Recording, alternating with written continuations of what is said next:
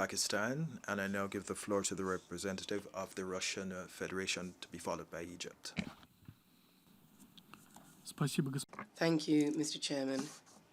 Distinguished colleagues, the use of space for peaceful means is a way of dealing with many problems facing humanity.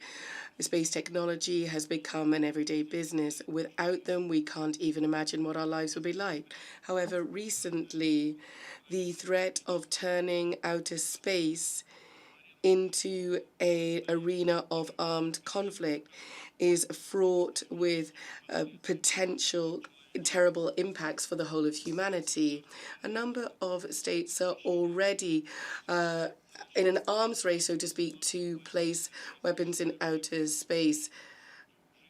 They are using different means to do this.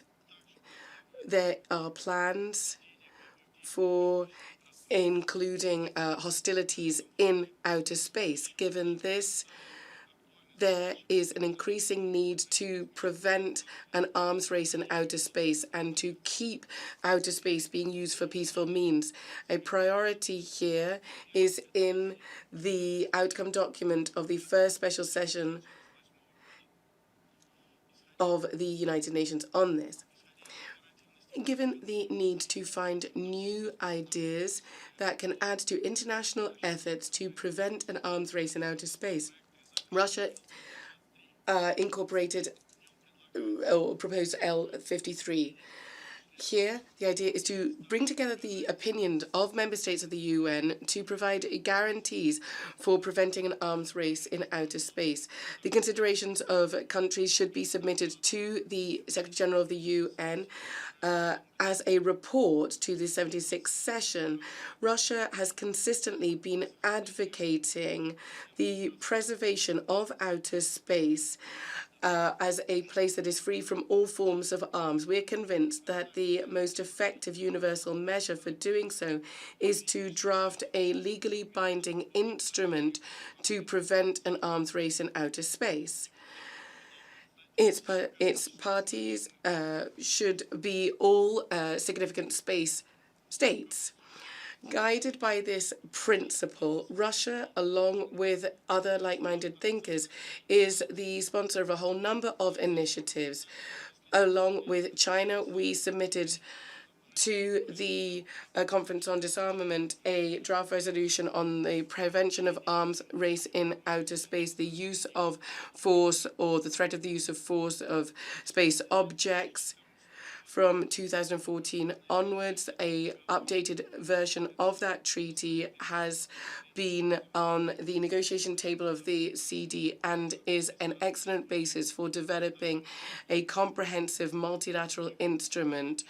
Other alternative instruments to prevent the arms race in outer space do not yet exist today. An interim step towards having a treaty on preventing arms race in outer space was the international initiative on the non-first placement of weapons in outer space. Currently, that is the only practical measure to prevent a weaponization of outer space. Currently, there are 30 states that are currently full participant. In support of this initiative, we submitted to the consideration of the First Committee L50 from 2014. This that has now become a traditional resolution that every year enjoys broad support from the UN member states has been positive. This year, we managed to establish initial co-sponsorship of 3 countries to have further practical measures for the prevention of arms race in outer space, or transparency and confidence-building measures rather in outer space activities. That is L60. We welcome the decision of the US to come back to being a co-sponsor once again. We would urge all member states of the UN that share responsibility with us for preserving outer space for purely peaceful means and research means, and for all those who want equal, equitable access to outer space and who do not want a discrimination in the use of outer space technologies. We'd ask all those to support this draft resolution inter alia as co-sponsors. Thank you very much.